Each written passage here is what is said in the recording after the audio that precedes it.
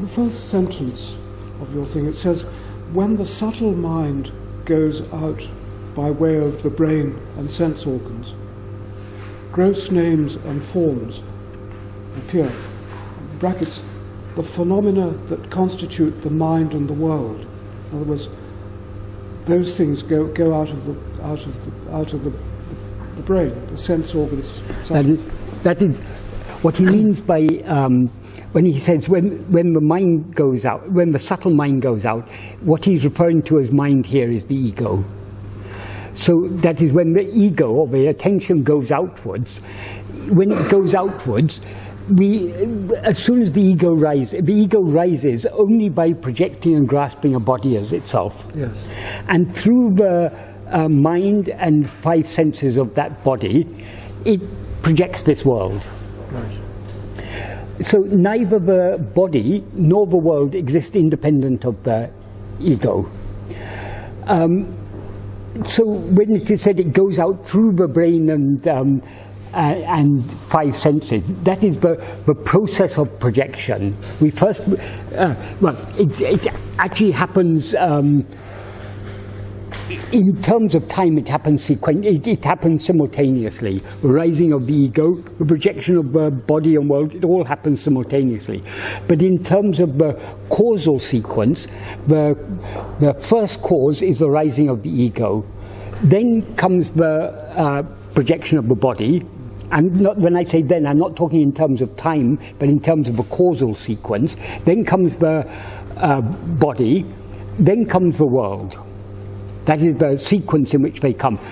When I say sequence, it's not happening, one happens and then the next happens and then the next happens in terms of time. But causally, what causes the appearance of the body is the rising of the ego. What causes the appearance of the world is the body appears, and then through the body we see the world. So it all happens simultaneously, but the causal sequence, it starts with the ego, then body, then world. All right. So it's in that sense that there's the ego and the world. Yes. Okay. Yes. That's. But people often confuse causal sequence with chronological sequence. A cause and effect can happen simultaneously. For example, if a moving billiard ball hits a stationary billiard ball, the stationary billiard ball starts moving. The actual cause is the collision. So the collision and the transfer of momentum to the stationary billiard ball, it happens simultaneously. But the cause is the collision. Yes. It's not caused by the moving of the state. It's not when the stationary billiard ball begins moving that causes it. That is the effect. Yeah, but it happens simultaneously. So also when the ego rises, all this comes into existence instantaneously. That's why there's a term in Sanskrit, yugapat shrishti. It's called simultaneous creation. It all happens simultaneously, but in terms of the causal sequence, it first comes. That's why in the previous paragraph of Nāṉ Ār, Bhagavan says.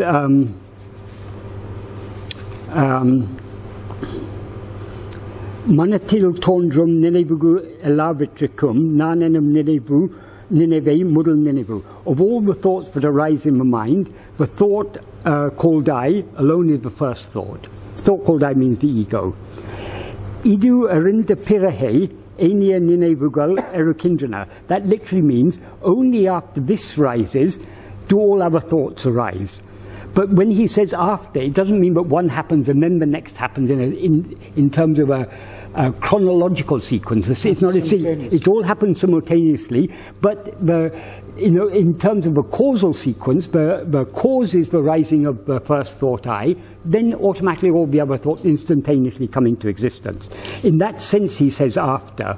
It doesn't mean that one happens and then the next happens.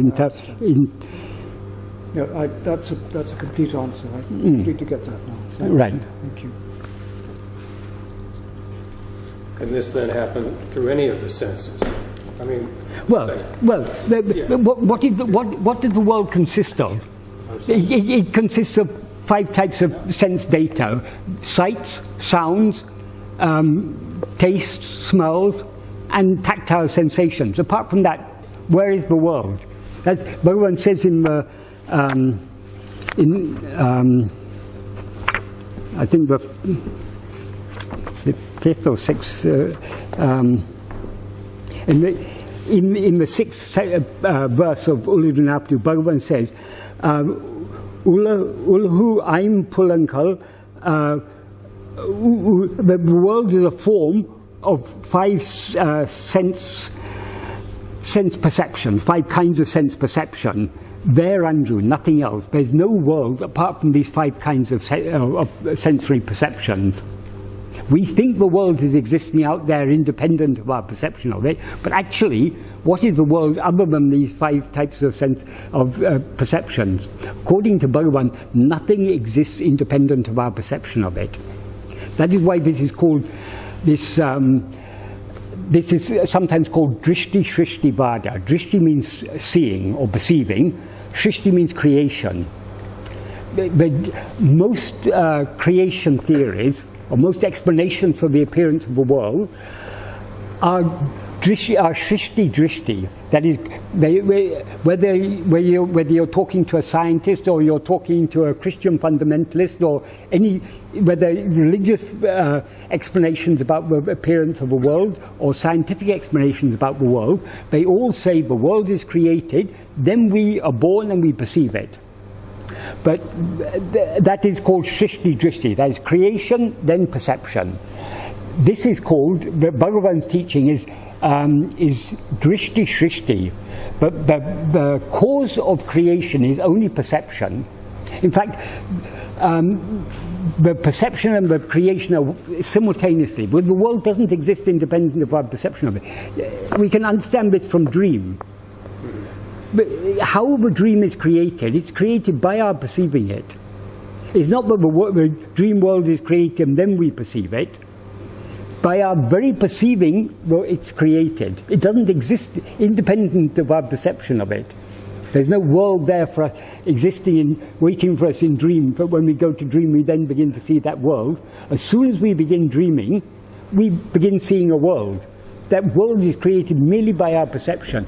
Bhagavan says in exactly the same way, this world is created by our perception of it. It seems to exist only because we see it. So that's really the nature then of the illusion, is it seems to exist. It seems to exist, yes. Because in the next paragraph, the paragraph we'll be doing next time, the very first sentence of the 7th paragraph of Nāṉ Ār, Bhagavan begins, Yathārthamai ulladu atma-sarupam andre. That means what actually exists is only atma-sarupam. Atma-sarupam means the real nature of ourself. That is the pure self-awareness. That alone actually exists. Everything else just seems to exist. And it seems to exist in whose view? In the view of the ego. And does the ego actually exist or seem to exist? It doesn't actually exist because only Atma-swarupa exists. So even the ego seems to exist. In whose view? Only in the view of the ego. That is why it's called Maya. Because it's a non-existent thing that seems to exist only in view of itself. Impossible. But that's what all this is. It is. That's why Maya, Bhagavan often used to say Maya means Ya Ma, that which is not, or she who is not. Because Maya is personified as a female.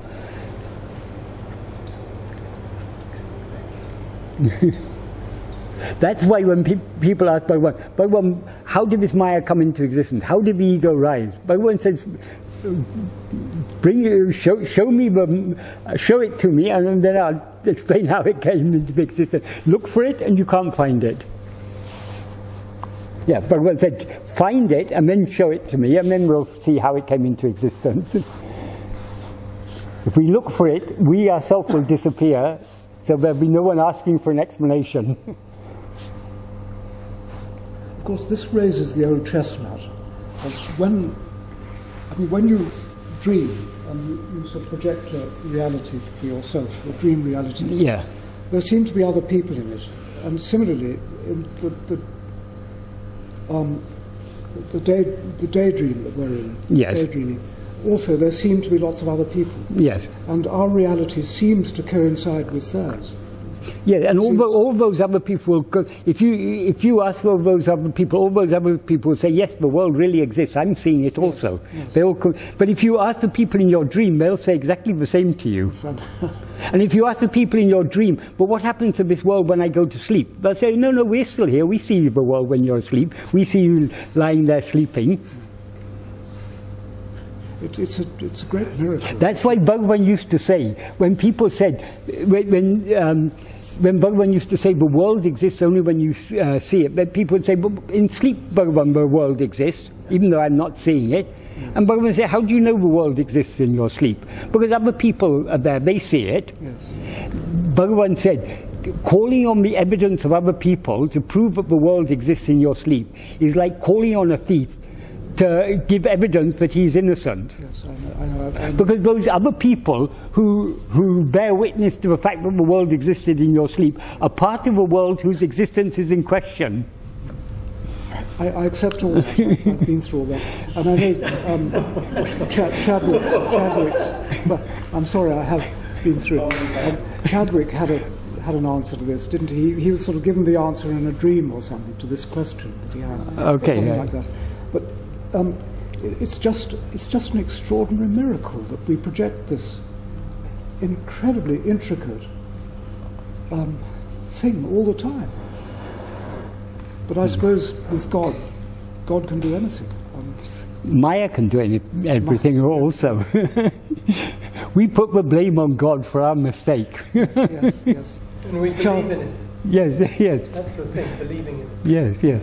I mean, I suppose it's actually child's play for God. I mean, God can do anything. God can't do anything. Because God is just being. According to Bhagavan. Yeah, sorry, I fell into But God cannot do anything, but God is all powerful. Yes. Because the greatest of all powers is not the power of doing, but the power of being. Bhagavan said, Shanti is the supreme Shakti.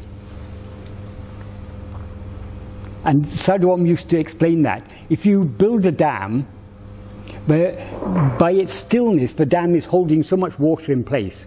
Which is easier, which is a greater power, holding all that water, or if the dam isn't able to hold that water, it cracks, and all the water is released.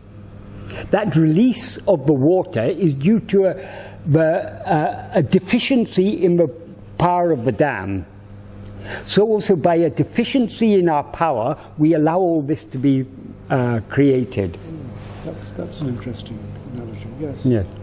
So creation is not a result of supreme power, it's a result of a weakness in the power. So what creates the world is not actually the supreme power, it's only this ego, which is the power of Maya. But that is God. I mean, everything is God. There's nothing which isn't God. Okay, yes. But still, we shouldn't put the blame on God. God is innocent. We have a troublemaker. We've got to put the blame somewhere. Well, you have to take the blame yourself. Yes, okay. Can I share a short related to the dream analogy? It says, you are in my dream as I am yours. The dreamer is one without the dream, ever wakeful.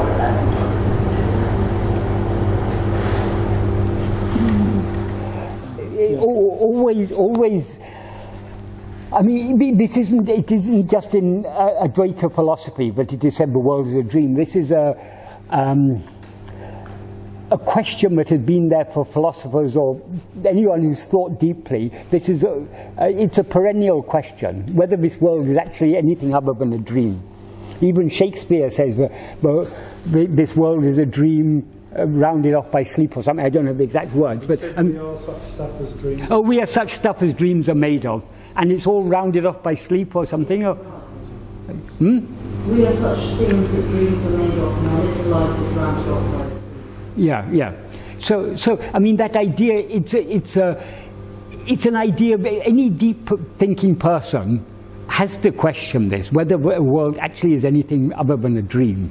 But then the problem arises, if it's a dream, then in a dream, all the other people, there's only one in a dream, there's only one person, but there's only, not even one person, there's only one who perceives the dream. There are many people in the dream, but one who perceives it. Are those other people, are they also perceiving? So long as we're dreaming, they seem to be perceiving. But when we wake up, we realize all those people were actually our own, they were projection. But does that mean the person we took ourselves to be in dream was the only real person? No. Even the person we took ourselves to be in dream was itself part of the same projection. So while we are dreaming, all the other people in the dream are as real as the person that we seem to be. So we can't, well, this is Maya. We're caught up in this. We can't deny the reality of the world so long as we're seeing it. But why then Bhagavan teaches us that this world is unreal? That is in order to make us turn our attention within. He doesn't say that when you turn your attention out, you go around telling people you're just my figment of my imagination. Nobody's going to be very pleased with us if we say that. So it's the purpose of saying the world is just our own mental projection is to prompt us to investigate. If all this that is perceived depends upon me, the perceiver, then who am I, the perceiver? It's to turn our attention back towards ourselves. But so long as our attention is turned outwards, so long as we see the world, we, this person, who are part of the world, have to act in the world as if the world is real. Because this person that we seem to be, but who is acting? Or actions are by mind, speech and body. These are all part of the world. So we have to act in the world as if it's real. And when we see suffering in dream, we have to, we shouldn't say, oh, this is all my mental projection, these people aren't really suffering. There's a reason for that. Because if we were in that suffering position, if we didn't have enough food, we would care greatly about our own suffering. We would want to get food, we would want to get shelter for ourselves. So when we care so much about this person that we seem to be, we should equally care about other people, because those other people are as real as this person. If I'm thinking only about this person, taking care only of this person, that is selfishness, that is strengthening the ego. To the extent that we care about others as we care about ourselves, to the extent we're able to love our neighbor as we love ourselves, we are, to that extent, reducing the strength of our attachment to this person that we seem to be. So that's all part of the process of erasing the ego. But we can erase the ego completely only by turning within. So long as we're facing outwards, we can act humbly. We can limit the force with which our mind is going outwards, the force with which our mind is trying to grasp everything for me, me, me. That we can reduce, but we can cut up the root of it only by turning back within, because the root of it all is that me, the ego. So in this poem, it's not actually quite correct. There is actually only one dreamer. The dreamer is the one who sees the dream. But though the dream is our creation, why we don't have control over it? This is another question people ask. The reason is because we create a dream by creating ourselves as a person in that dream. That is, we become a person in the dream. So when we are dreaming, though we are the creator of the dream, we are not experiencing ourselves as the creator, we're experiencing ourselves as a creature, as part of our creation. And as a person in that dream, we don't have control of, just like we don't have control of this world. Well, I can't decide, but I want to move New York to middle of India or something. New York is there in the US, Paris is in France, Moscow is in Russia, Delhi is in India. We can't just jumble these things around at will. Why? Because we ourselves are part of this. We have created all this by becoming part of our creation. And as part of our creation, I'm just a little person. I've got no control over all these things. Such is the nature of Maya. The creator loses control of its own creation. And is the purpose of having to create this dream reality as actual reality? And we have to do that. Shankara told us, and Bhagavan used to get cross with people who didn't sort of accept what they saw in front of them as reality. The whole purpose of this is actually to teach one what the ultimate reality is. Sorry, what did you say? Bhagavan got angry with people who... Yes, he got cross with people who used to think, oh, well, this is all a dream, I can do what I like. Yes, because I don't know if Bhagavan got angry, but that's a misunderstanding of the teaching. We can't, because the one who says, I can do anything I like, is itself part of the unreal world. Yes, given. So we have to understand the teaching correctly. We have to understand the purpose of the teaching, how to apply the teaching. Exactly, that's what I'm trying to say. I mean, the purpose of all this is actually to teach one what the reality is. Yes, yeah, well, yes.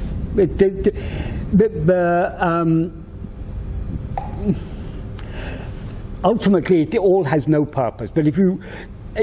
since we are now in this, we're now dreaming ourselves as being a person in this world, we're in a bit of a fix now, because we're now limited by so many things, so we want to get out of it. So we can say the purpose of all this is to prompt us to get out of it. The purpose of bondage is to prompt us to seek liberation. That is, from the perspective of bondage, that seems correct. But why should we have a bondage in order to get liberated? So ultimately there is no purpose. But so long as we experience ourselves as this person, we want to be happy. So how to be happy? The cause of all misery is the appearance of this world. Yes. And the appearance of ourself as the perceiver of this world. So in order to be happy, we have to return to our original state. Therefore, we can say the purpose of all this is to prompt us to return to our original state. Yeah. So the purpose of the dream is to wake up again. QED. Yeah. Yes.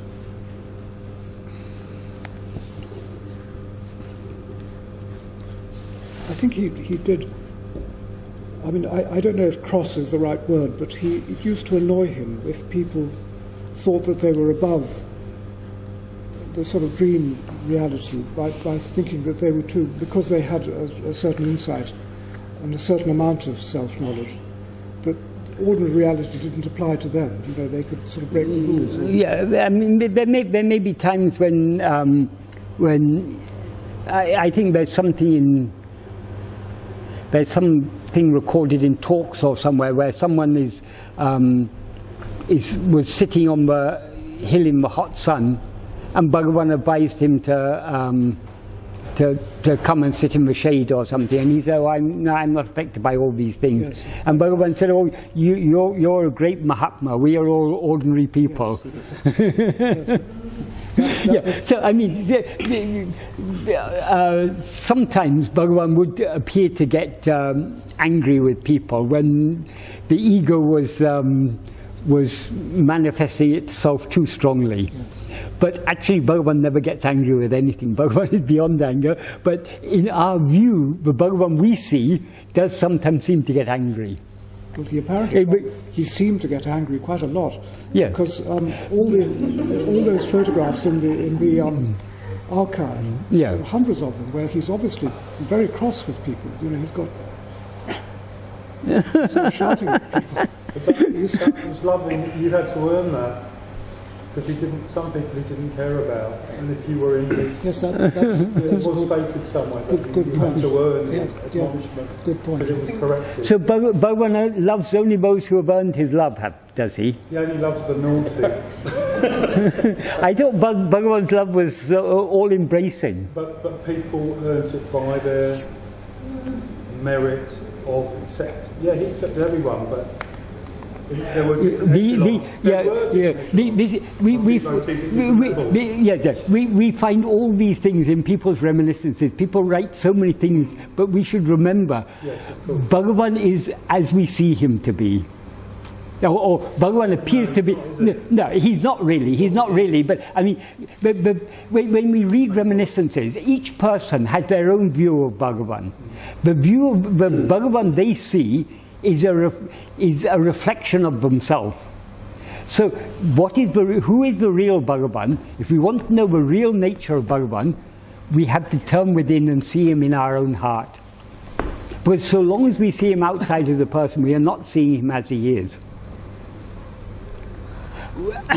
When I first, I was just talking with some other friends today, when I first went to Tiruvannamalai back in the 1970s, there were so many old devotees still alive then who had lived with Bhagavan. And also there were so many books of reminiscences. When reading these things, you see so many different accounts, so many different views people have. But if you ask people, and often I would hear the same story from different people, but completely different versions. And sometimes there'll be strong disagreements. Oh no, Bhagavan didn't do this, Bhagavan didn't do that.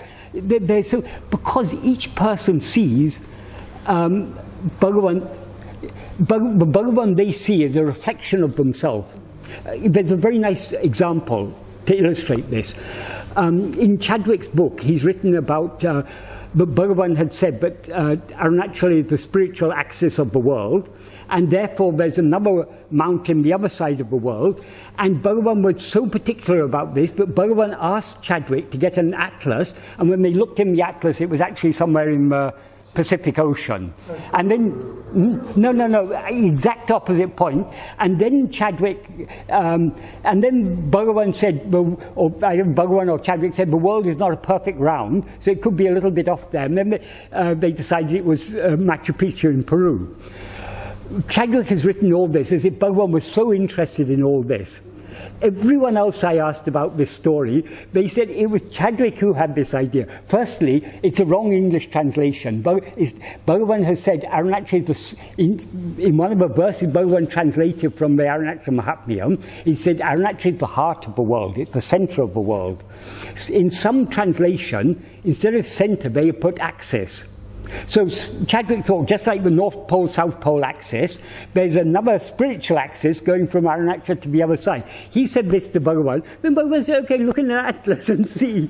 It was all entirely coming from Chadwick. Bhagavan, that's why people used to say, Bhagavan played with children at their own level. So many things Bhagavan did.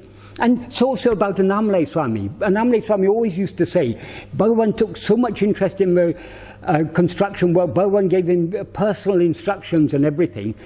Almost everyone else I said to, Annamalai Swami was interested in the construction, only his mind was completely absorbed in this construction. Bhagavan came and took interest in what he was doing. So he saw Bhagavan as being interested in construction. What Bhagavan was actually interested in Annamalai Swami. He was caring for Annamalai Swami. He wasn't caring about the construction at all. But people project their own interests, their own ideas onto Bhagavan. And Bhagavan is just like a mirror. You see with the mirror what you're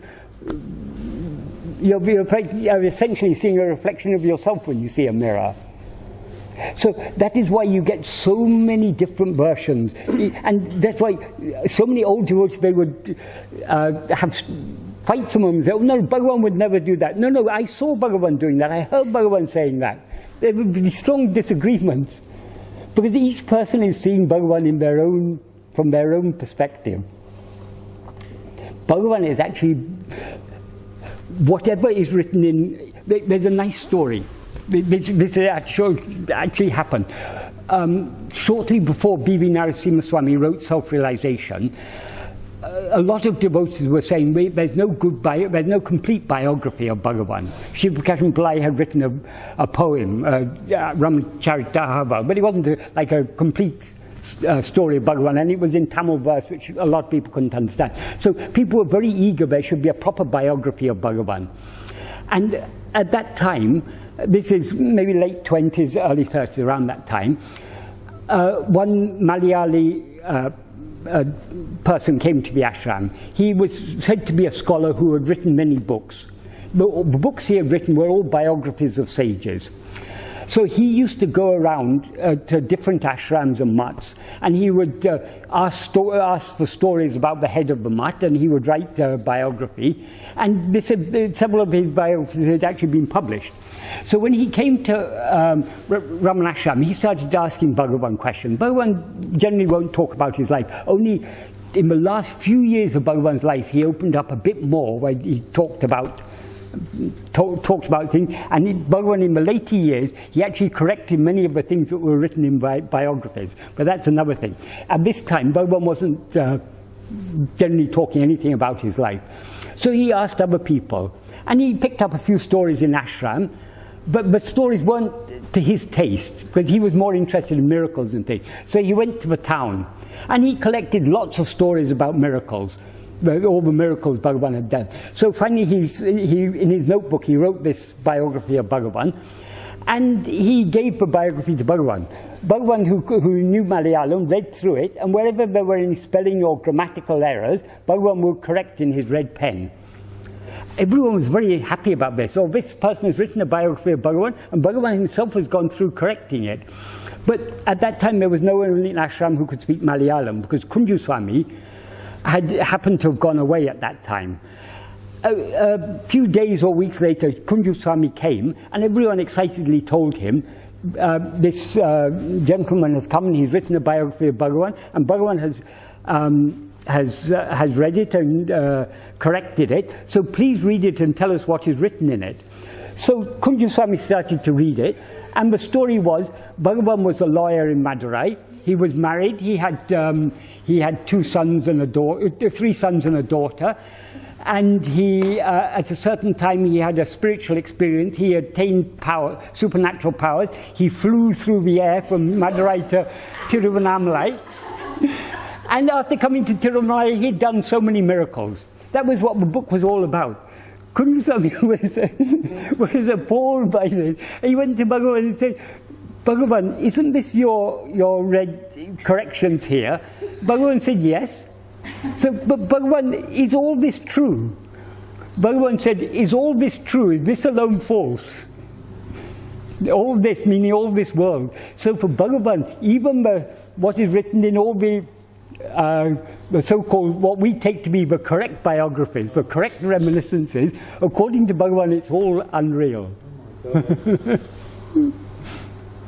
But this is a story Kunju Swami often used to tell. But when it was suggested that someone wrote this for the Mountain Path, and the ashram refused to publish it, saying it would show that Bhagavan had a disregard for the truth. Because most of us take all this to be true, so Bhagavan has no regard for this truth that we are seeing. How did he correct it? I mean, without just... Because there were spelling mistakes there, he corrected the spelling mistakes. Wow. I have a question regarding dream. Yes. Where comes the light to seeing a dream? Is it the same reflected consciousness? Yes, but the light by which all phenomena are seen is there's a term in Sanskrit, chittabhasa. Chittabhasa, abhasa means, the root meaning is shining or appearing, but it also means a likeness or a semblance of something. So something that looks like something else. And therefore, by extension, it also means a reflection. Because when you look in a mirror and see your reflection, you're seeing a likeness of yourself. But the essential meaning of abhasa in this context is a likeness or a semblance of awareness. That is, what is chittabhasa? It is the mind or ego. It is a form of awareness, because as the ego we're aware of all this. But that is not real awareness. Because awareness of phenomena is not, the phenomena are not real, so awareness of phenomena is not real awareness. The real awareness is only the pure self-awareness. So the original light is that pure self-awareness. When the ego rises, and projects all this. The ego is chittabhasa. It's a seeming awareness, but not a real awareness. So it's only in the light that illumines all this is this seeming awareness, the ego. The source of its light is self. We can also, if we take it as a reflection, the light, our real nature is the original light. That is reflected in the adjuncts that the ego takes as itself, and thereby all this world appears. And also in dream. This is a dream. This is a dream. There's no difference, according to Bhagavan. So the light by which we see, the awareness by which we see, light here means awareness. The awareness by which we see the world is not real awareness. It's the awareness that we call ego or mind. The real awareness, for the real awareness, there's nothing other than itself. That's why Bhagavan says, in Tamil, the word for, the Bhagavan often uses for awareness is arivu. The verb ari means to know or to be aware. So arivu means knowledge, and it also means awareness.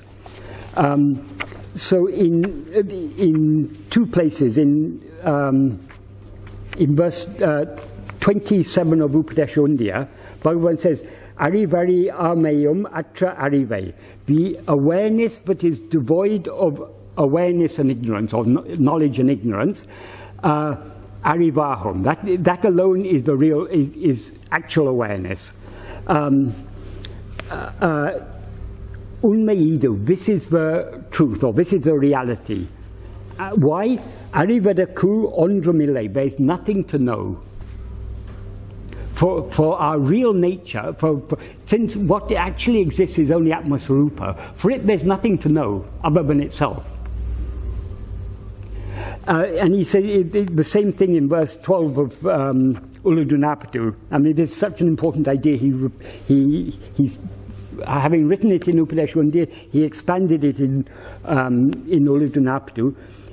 Arivariyameyum atra arive atradu arivame. That which is devoid of knowledge and ignorance, or awareness and ignorance, that is real knowledge or real awareness, or that alone is actual awareness. Ariyum adu unme arivahadu. That which knows is not real knowledge. That which knows here refers to the mind. That which knows things other than itself. Arivadaku, arivitaku. To know or to make known. Anyum indra. Since there's nothing else exists to know or to know or to make known, since it shines without another to know or to make known, ta narivahum, oneself alone is real awareness. Parandru means it's not a void. So, but what he refers to here is arivu ariyame, the awareness and the ignorance, or the knowledge and the ignorance, is the awareness of things other than ourselves, or the ignorance of things other than ourselves. For our real nature, there's neither awareness of things other than ourselves, nor is there ignorance of things other than ourselves, because there is nothing other than ourselves. It's only for the ego that there seem to be other things, and that we can then say either we know it or we don't know it. Either we're aware of it or we're not aware of it. So that which is aware of things other than itself, or that which has knowledge and ignorance, is only the ego. That which is completely devoid of knowledge and ignorance, that is the real knowledge. That is the real awareness. So very, very deep. Bhagavan's teachings are very simple, but very, very deep. That's the primal light. Yes, yes. And for that primal light is sometimes compared to the sun. The mind is sometimes compared to the moon. It's a reflected light. But the moon, at night time, when the moon's shining in the sky, it seems to be a light. Actually, it's just a rock. There's no light there. It is just reflected. In the same way, the mind seems to be a light. It seems to be awareness. But actually, but just like the moonlight is useful for seeing things in darkness, the mind is useful for seeing phenomena. But when the sun rises, the moon disappears in the sky. When the sun of truth knowledge appears, the mind will disappear. And when the mind disappears, there's nothing else to be seen. Because in the pure sunlight is too bright. That is, the sun of self-knowledge is too bright to see anything. In fact, there is nothing to be seen. There is only that light. Because it's infinite, it's all-pervading. That doesn't literally mean that everything disappears, because Bhagavan did say that a jnani sees the world but differently. So what I'm saying is it's not, that could create the mistake. Are you sure that's what he meant? I don't know, actually, no. That's why I understood up. When people ask Bhagavan, but Bhagavan, aren't you seeing the world? Bhagavan said, yes, I see the world. Because the Bhagavan we're asking is the person. Bhagavan can't say, I don't see. It would make no sense. If Bhagavan is this person, that person is seeing the world. But Bhagavan says, he is not that person, but we take him to be. He said in Nāṉ Ār, he makes this very, very clear.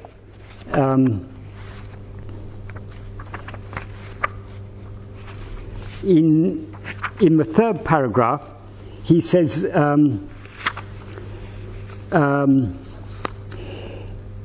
the mind, which is the cause for all knowledge and all action, knowledge here means knowledge of things other than ourselves, if it ceases or subsides, jaga drishti ningam, the perception of the world will cease. And then he gives an analogy. Just like the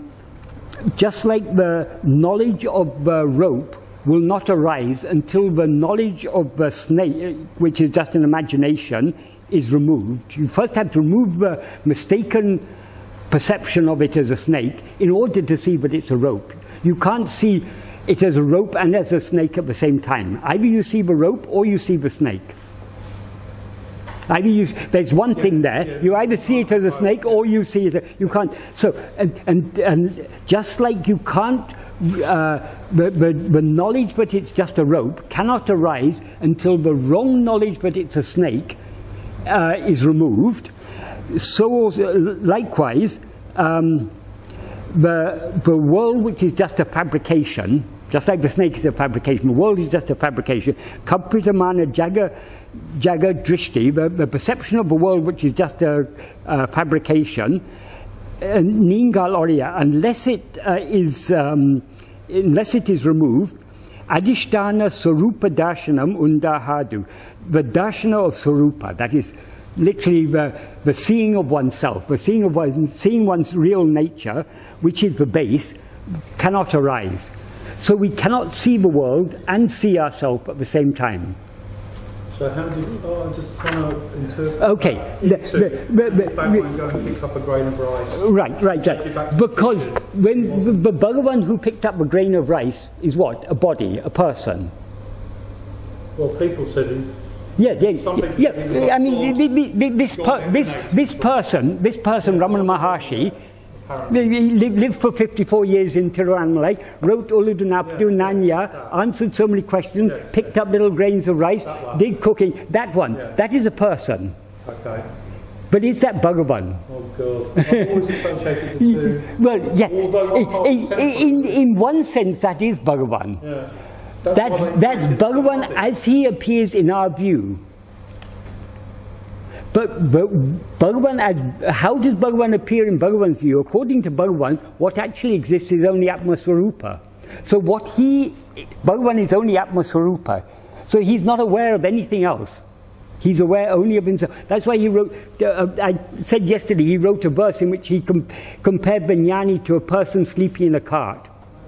He said, for the jnani who's sleeping in the body, is unaware of the activity, the inactivity or the nishta of that body. So he saw his from the point where he had the experience in Madurai. The one who... His body was the burnt rope then afterwards, before it was the Yes, snake. but in whose view does the burnt rope exist? Oh my God. Only in the view of Ajnani, the ego, not in his view. Well, all of this is only from, I mean, the whole thing's only from my... From your point of view. Experience. So the Bhagavan that we see as a person exists only in our view. That's why when often these questions came up, Bhagavan would ask, in whose view? I'm confused why we're all sitting around the photo with him now. Sorry, you challenged my reality. The reason is, Bhagavan gave an analogy. Yeah, okay. Bhagavan gave an analogy. It is believed in South India that elephants are so afraid of lions, but if a lion appears in the dream of an elephant, the elephant will at once, the shock will wake the elephant up. So Bhagavan Bhagavan took this analogy from an older Tamil work called Orivilodicum. There it is said the guru is like the lion that appears in the dream of an elephant. The lion is unreal. But the shock wakes up the elephant. The waking that is brought about by the lion is real. So the name and form of the guru, even the guru's teachings, are unreal. If what Bhagavan has written in Uludunapadu and Nāṉ Ār and other places is true, then it's all unreal. If Uludunapadu is real, if Nāṉ Ār is real, then what Bhagavan has written in it is untrue. Do you understand the distinction? It is true in the sense, but that is the true path to turn back within. Yeah. But it's unreal in the sense, when does Uludunapadu or Nāṉ Ār, does it exist in your sleep? Are you saying it's like the imaginary thorn to take the imaginary... Exactly. Right. But the guru, the name and form of the guru and the guru's teaching are the thorn that is used to remove another thorn. So long as we are real as this body, Bhagavan is real as this body. But when we begin to talk about Bhagavan's experience, then we have to go beyond body. According to Bhagavan, when we actually perceive ourselves, we will know, this ego will dissolve. And the world appears only in the view of the ego. So without the ego, there is no world.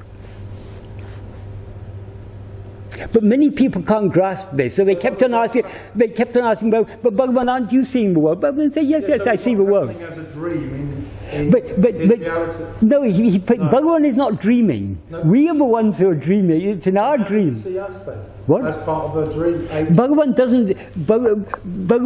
doesn't see Atma-Ram. He doesn't see Michael. How do you have personal relationships with people, which he didn't seem to? The person Bhagavan had personal relationships.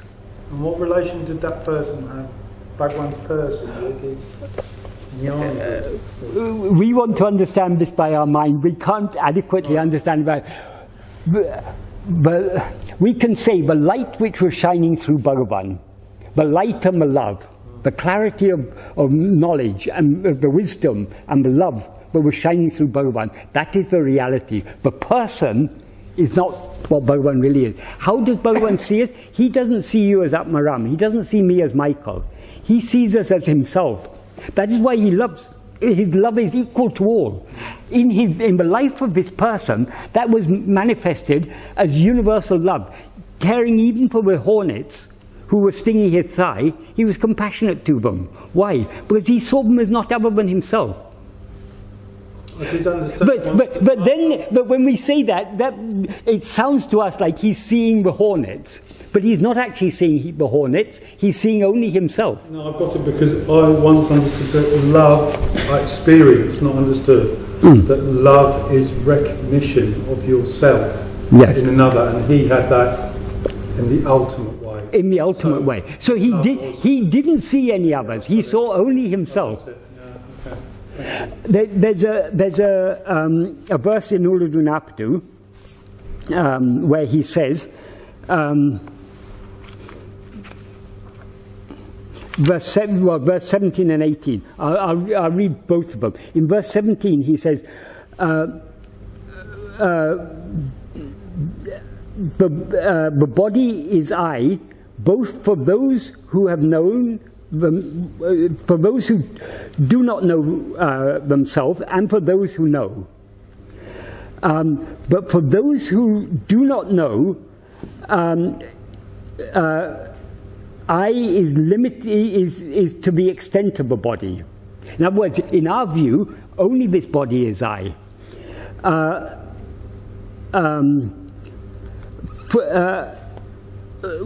Where for those who know themselves within the body, I shines without limit.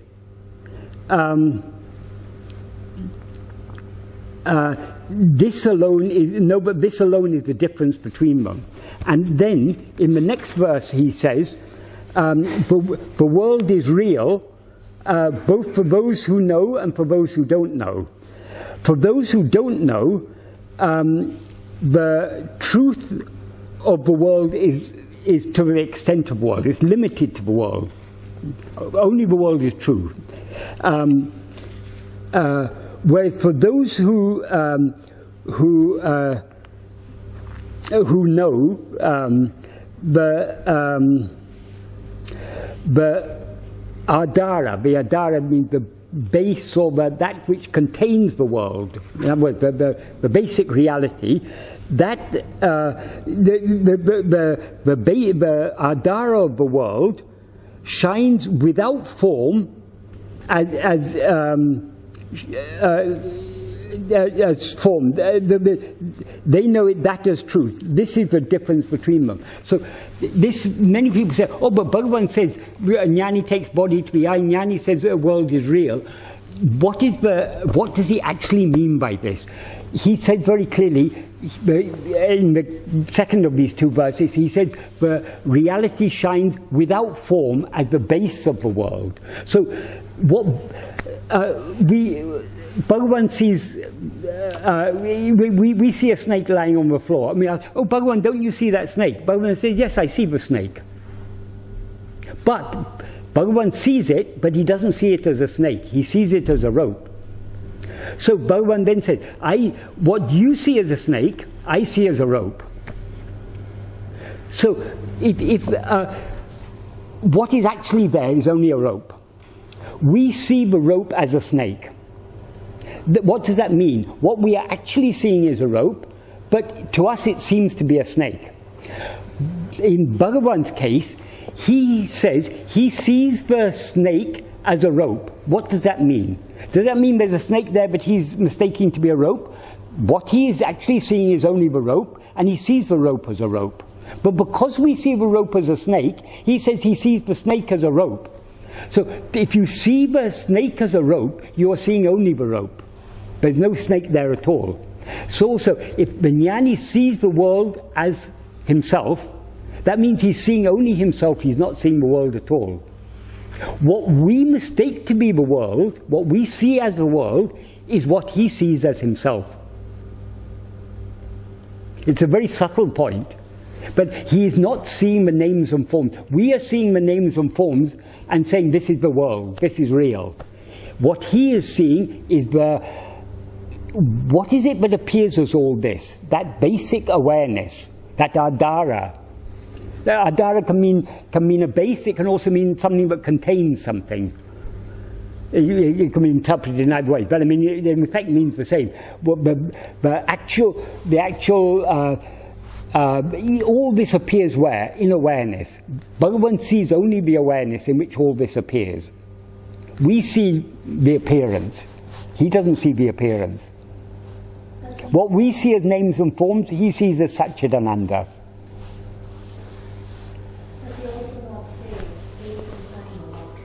Yes, yes. With space and time, it's all part of it. But there's no world without space and time. It's all part and parcel of the same. I mean, because for all these phenomena to appear, they must appear in some space. And we not only see, we don't see the world as a static appearance. It's a constantly changing. Change can happen only in time. So time and space are like you can say the framework in which all phenomena appear. But they are, time and space themselves are phenomena, and all appear only in the view of the ego.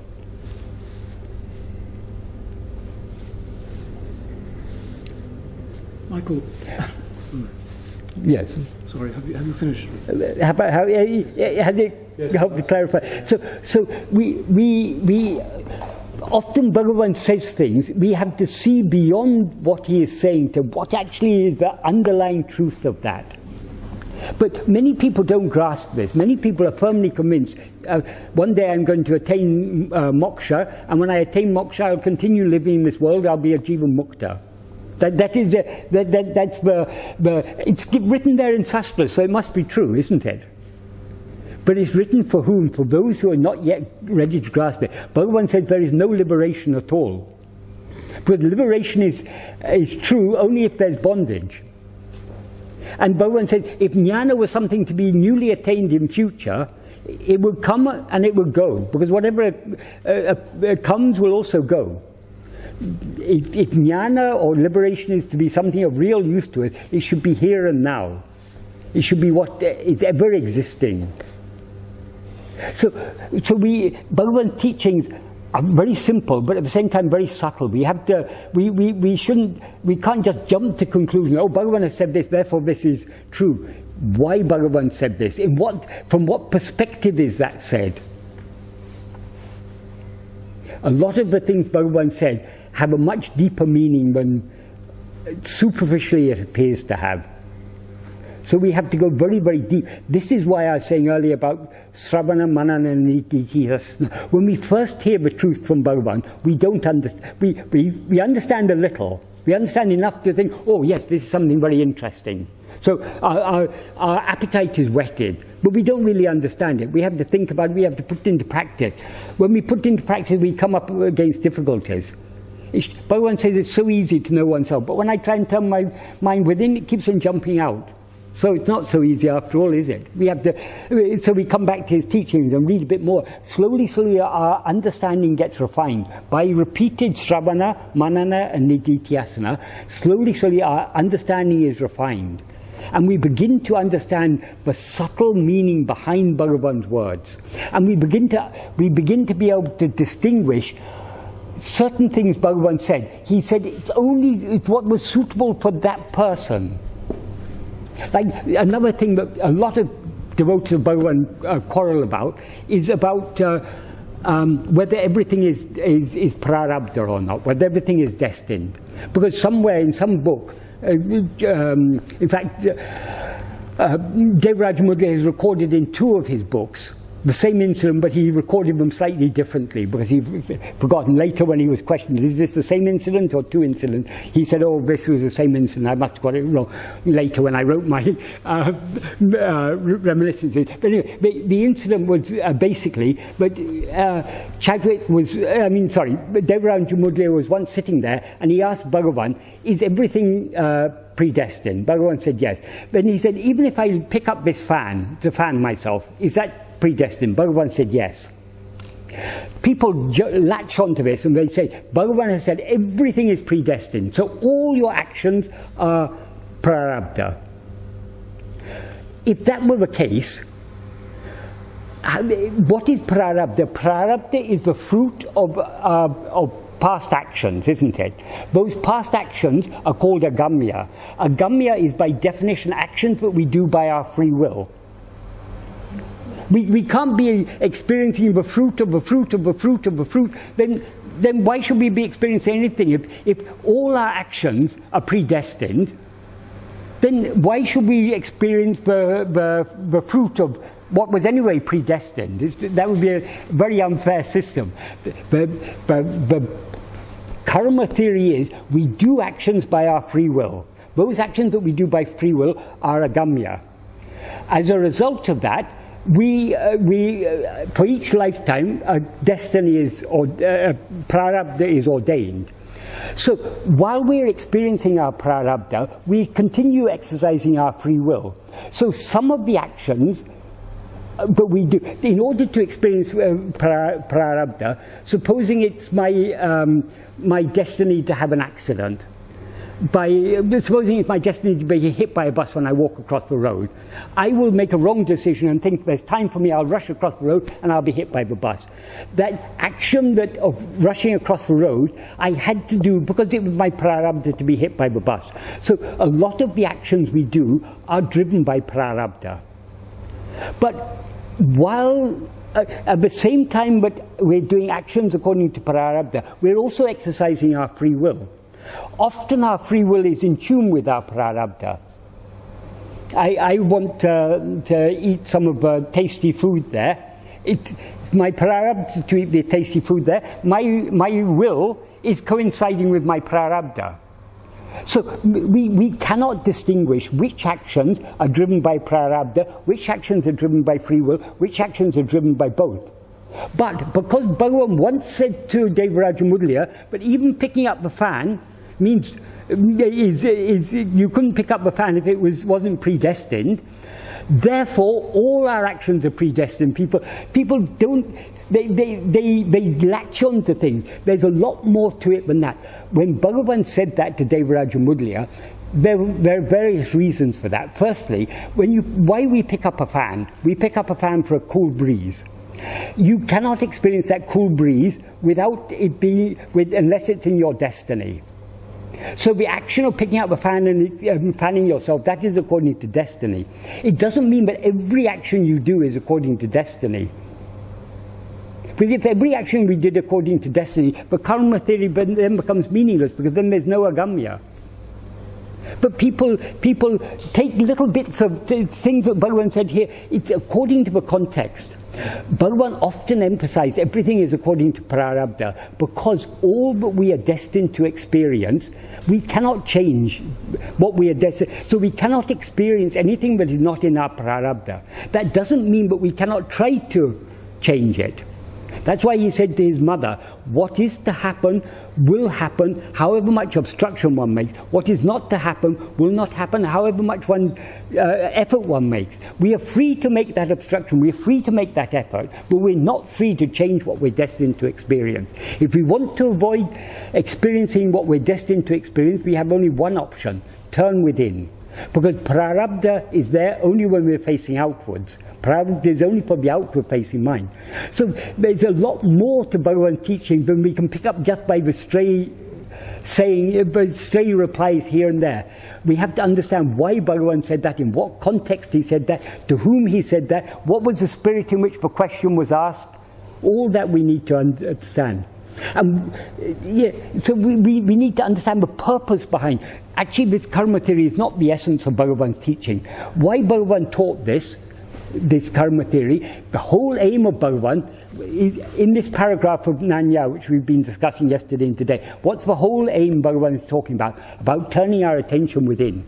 Why he said whatever is destined to happen is going to happen. It cannot be changed. Because we're constantly trying to change things. If we understand that we cannot change things, whether we want it or not, what is to happen is to happen. Even we also think, oh, I have to do this. For the sake of my family, I have to work, I have to earn money, I have to do this. If it is the destiny of your family to be fed, they will be fed. If it is your destiny to do that work in order to feed them, you will do that work. It all goes on according to prarabdha. We don't have to concern ourselves about anything external. All external things are appearances, all are thoughts. Bhagavan says, whatever thought arises, to whom does it arise? To me. We have to be constantly turning attention back within. So what Bhagavan talked about, the karma theory, had the sole purpose of helping us to turn within, not for us to have arguments like he says in verse 19, which prevails, fate or free will. It's useless that. Fate and free will both are there for the ego. What is the truth of that ego? That is what we should be investigating, not getting into all these quarrels or... I think you've made a great picture of it. It's a jungle out there, basically. It's a jungle. Best to stick to who am I. If we face outwards, it's a jungle. If we face inwards, it's very simple. Exactly. Yeah.